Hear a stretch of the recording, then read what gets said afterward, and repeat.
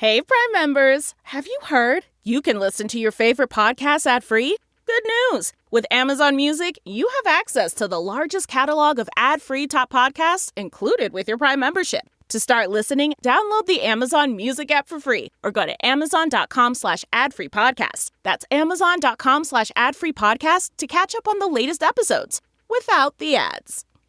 Did you know that you can make your life-saving donation to Doctors Without Borders go even further? Whether you donate stock, recommend a grant through your donor-advised fund, or make an IRA-qualified charitable distribution, you can take advantage of strong market performance this year to maximize your charitable impact, making it possible for Doctors Without Borders to stay ready to respond in more than 70 countries around the world. Together, we go further. Explore ways to give at doctorswithoutborders.org/podcast. What's up, guys? It's three-time NFL Pro Bowler, all-decade return specialist, Josh Cribbs. I want to welcome you to the MSC Sports Connection podcast, where Alex hosts all things MAC, all things football, all things sports, right here, MSC Sports Connection, baby. The Mid-American Conference best, bringing it only the great MAC to everyone.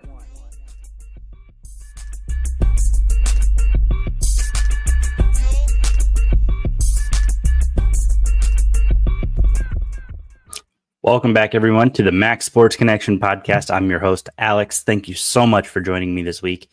Really appreciate it. Took some time off. We had a phenomenal MAC championship football game.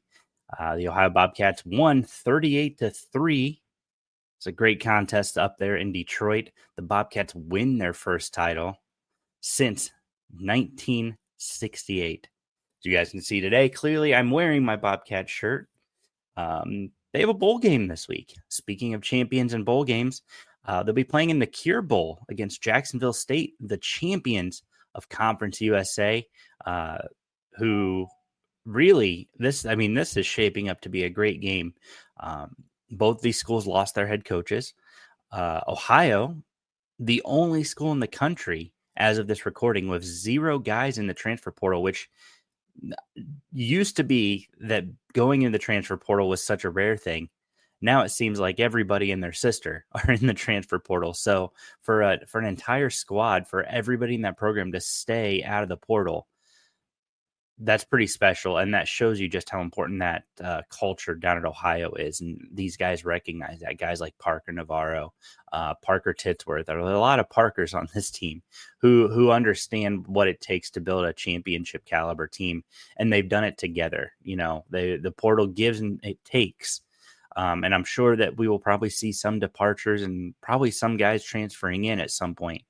But if you're Ohio, this speaks volumes, even after losing your head coach, who, by the way, Brian Smith was just promoted and named head coach there at Ohio.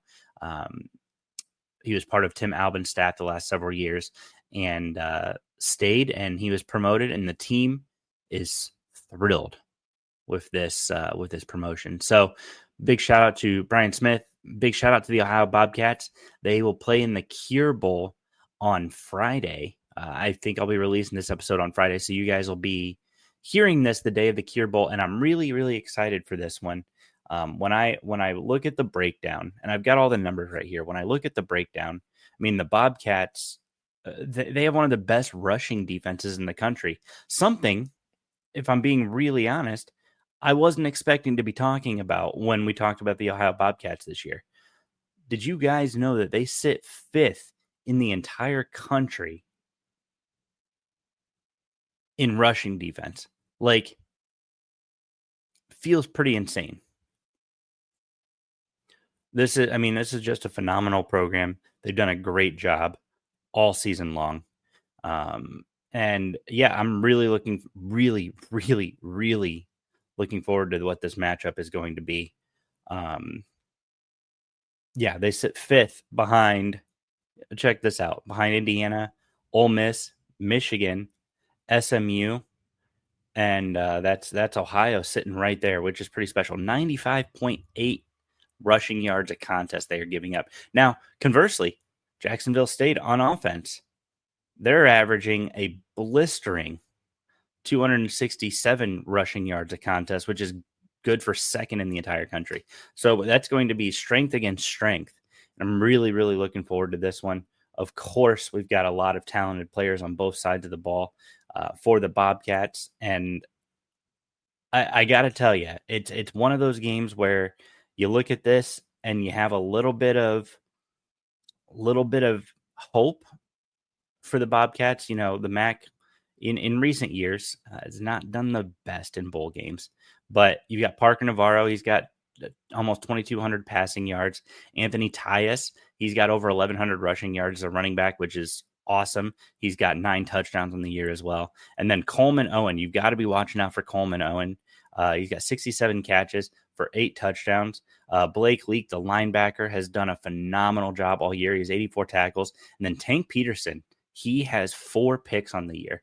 I know 4 picks doesn't sound like a lot, but when you actually look at it, 4 picks is phenomenal.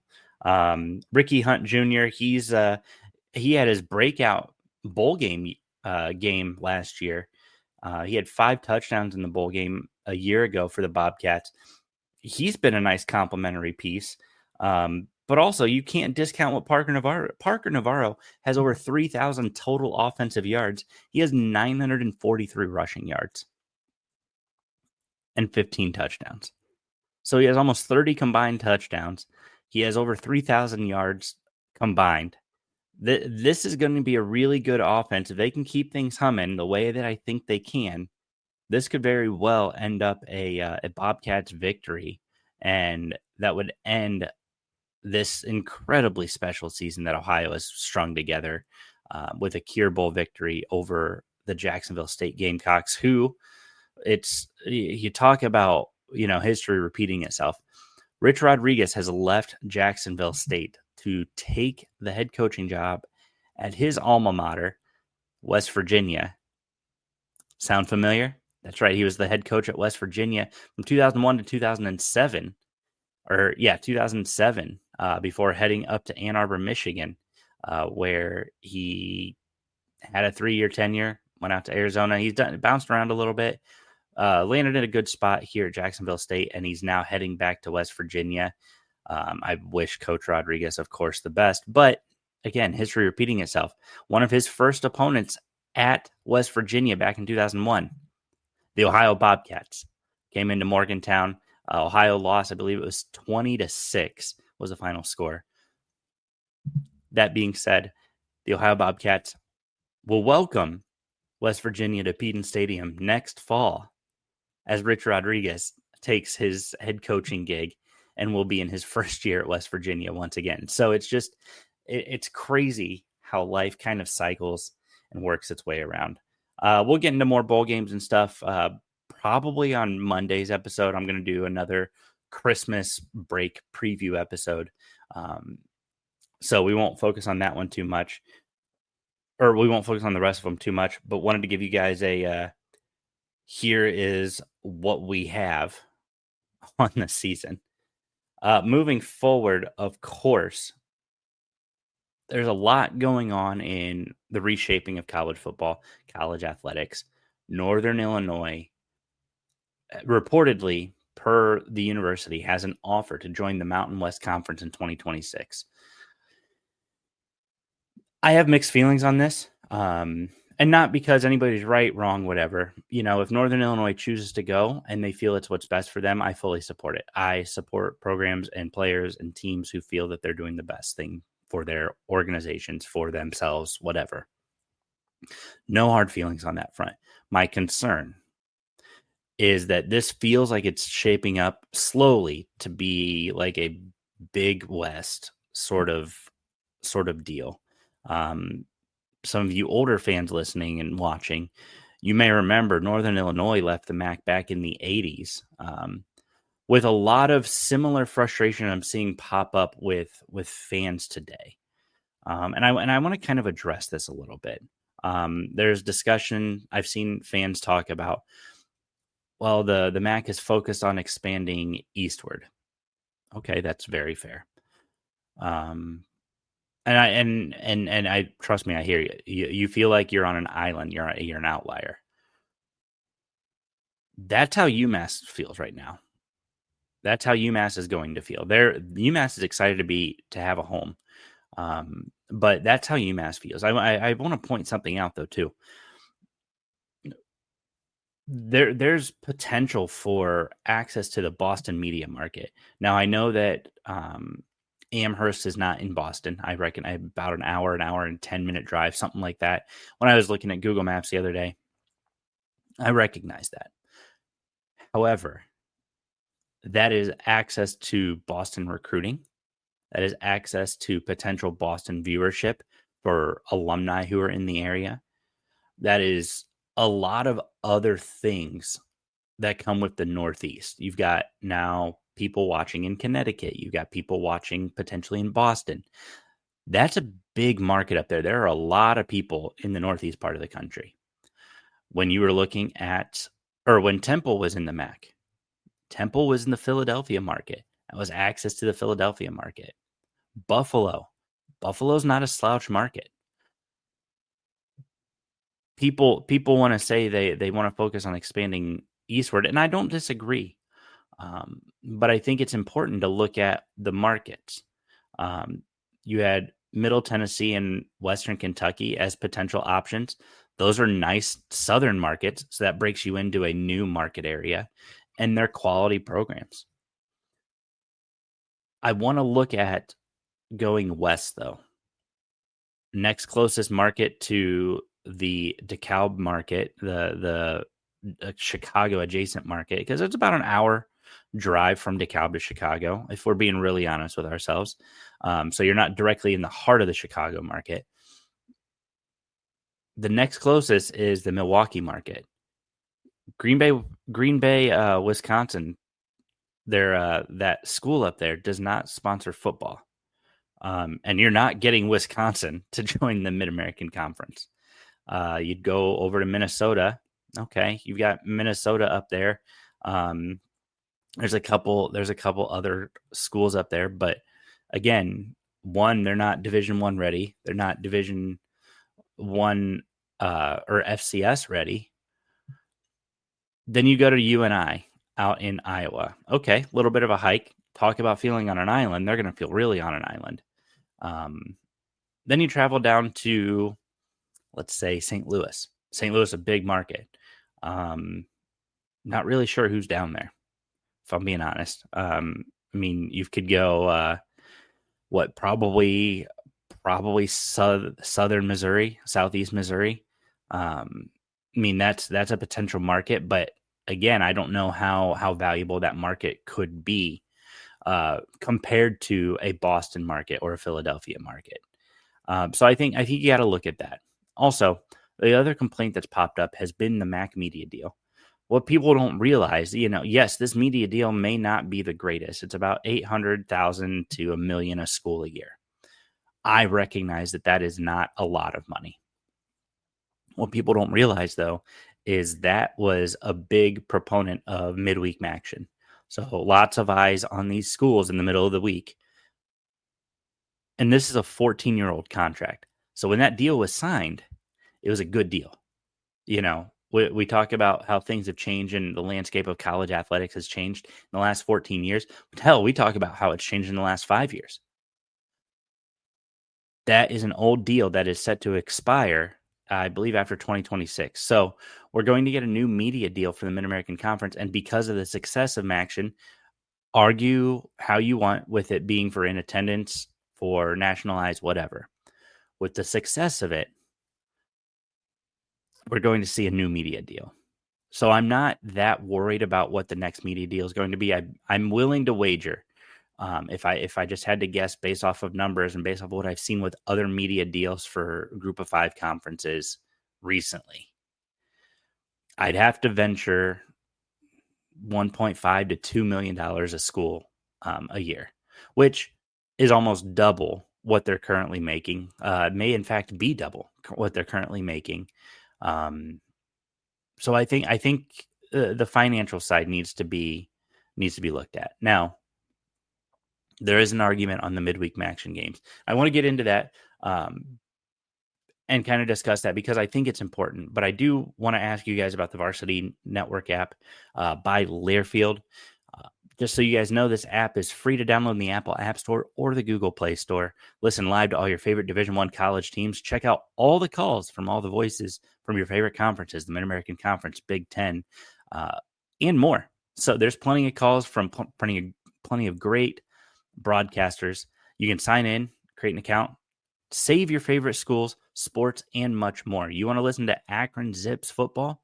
You can save it right in the app. You want to listen to Akron basketball? Save it right in the app. You want to listen to Kent State? Save it right in the app. Any of these schools you can listen to, save in the app, which is awesome. You can also find hundreds of great podcasts focused on your favorite teams and conferences, all part of the Varsity Podcast Network, including some of the greats on this list: the Max Sports Connection podcast, humble brag, I know, the Group of Five Guys and Sigos Committee podcast, and many, many more. Lots of unaffiliated and lots of affiliated podcasts available through this app. Definitely worth having. Download it for free today. Start listening to calls and podcasts of your favorite schools. And I'm kind of wrapping this up. I want to focus a little bit more on midweek action. I know people are not the biggest fan of it, that, it's hard for attendance. I have arguments for and against attendance. I think if you're Toledo fans, it's far easier for you to make midweek action games. If you live in the communities, it's far easier for you to make them. So I get it, but that's neither here nor there. If I could change anything with midweek action games, first thing I would change would be to move them to October. I think a lot of people cite that they don't want to go sit in 30, 40 degree weather in the middle of the week to watch college football. Okay, that's fair. So I think first you make the change and you move those midweek games to October. One that eliminates a lot of that weather concern, and then you move weekend games back to, or on November, you move those weekend games back. For me, I understand the need for the midweek games. I do. This allows you to be competitive, on national TV and to have an audience outside of just the folks in the stadium. As much as I love our MAC programs, I recognize having 18,000 eyes on a game, while that's great for ticket prices and ticket sales and everything, that doesn't do much to get more attention from other people in the nation, right? Yeah, you'll pick up some viewership here and there, but that doesn't do anything nationally, especially because in this area, you compete with the Big Ten, you compete with Notre Dame, you compete with some of the Big 12 schools. So it's a harder market for the Mid-American Conference to compete with when those are vastly bigger brands. I think we could do some different marketing and whatnot to improve the branding, but I think that's kind of more on the schools. And I'm not saying that, I want to be clear, I'm not saying that the schools do a bad job at marketing. Schools do a great job at marketing. This is more about focusing in on what we can do as fans, as people who support these programs. It's plain and simple. You want to support the program, you don't want to support the program. You would rather cheer for Ohio State and Michigan. That's fine. Do that. More power to you. But I also think that if you're not willing to put in a little bit of work to support the program, you also don't get to complain about when they play their sports so that they can get more attention, more advertising, more whatever. It's a twofold thing. I know plenty of graduates from the Mid-American Conference. In fact, I tweeted about it after the Ohio State Michigan game last week. Met with some reactions from Ohio State fans who went to Mid-American Conference schools. But I think it's so true. It's very easy to root for the big brand in your region. I get it. I grew up a Michigan fan. It's very easy to root for the big brand in your region, but your money and your support goes a lot further for a MAC school that you attended, that you live in the community of, than it ever will for Michigan, than it ever will for Ohio State. You know, those brands are self-sustaining machines. The Toledos, the Central Michigans of the world, the Ball States, the Bowling Greens, the Buffaloes, they all need your financial support, your actual support. So I think it's something, you know, you gotta look at it from that perspective too. And then lastly, you know, there's talk of travel.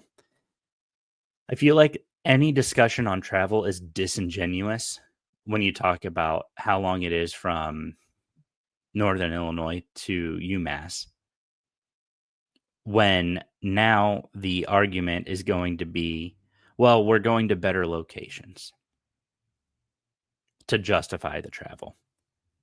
Yes, it's going to only be every other year, but a trip to Hawaii is an incredibly big trip. So that's just for you Northern Illinois fans. I think in terms of what else the MAC can be doing is this landscape of college athletics. I think the MAC has to expand. Personally, I think you add at least one more. Depending on what happens with Northern Illinois, you add two more. In fact, I think you probably pursue Western Kentucky and Middle Tennessee once again. Obviously, they're doing fine in Conference USA. They enjoy it down there. But I think that those are programs you have to look at again. I feel like they fit the footprint of the MAC well. They're both directional schools, which is nice. But I also think that Southern market, having access to that could be valuable. That's helpful for recruiting. That's helpful for getting brand out there. Are you really telling me you wouldn't watch Toledo take on Western Kentucky on a Tuesday night in Bowling Green? I would.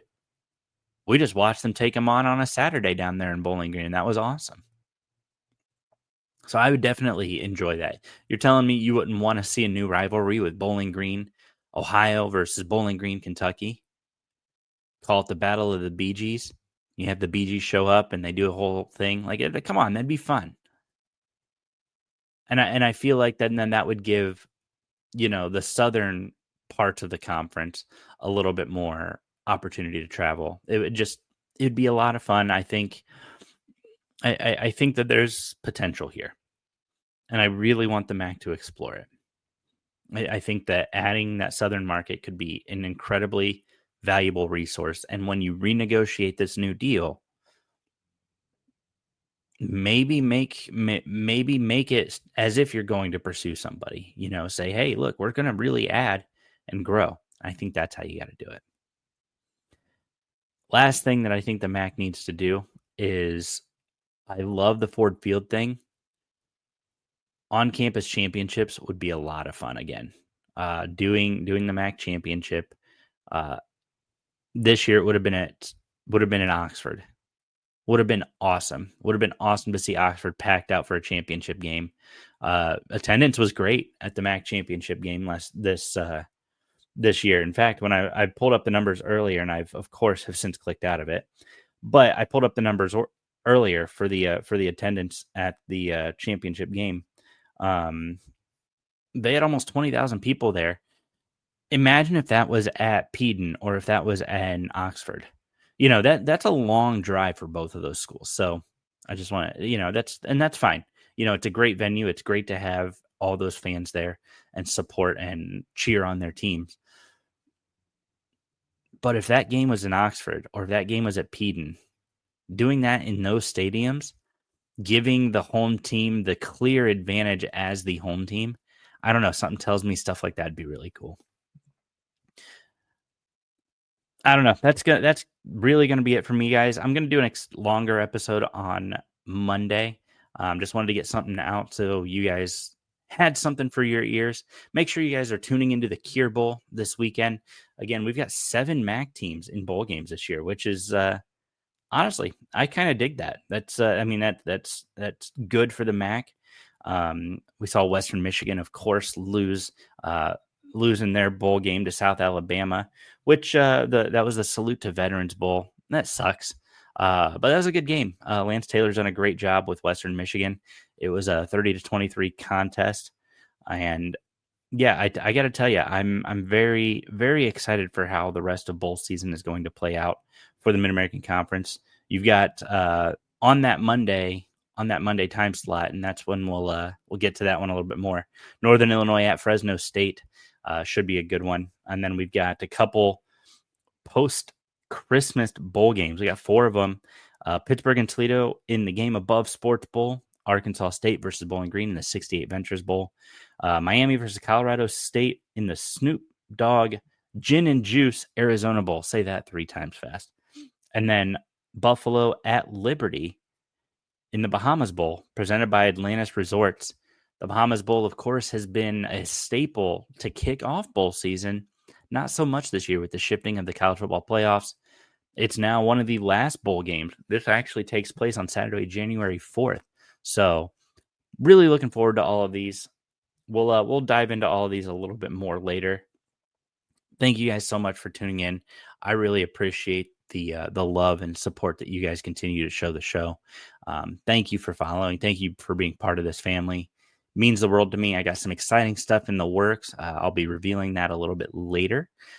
So guys, please stay tuned. Going to be some really cool stuff happening. I appreciate it. You guys are the best. Have a great Christmas. If I don't get a chance to record before then, go tune into the Cure Bowl tonight or Friday, I guess. Cheer on the Bobcats. Stand up and cheer as the Bobcats seek 11 wins. Should be a good one. Thank you guys for joining, and we'll see you next week.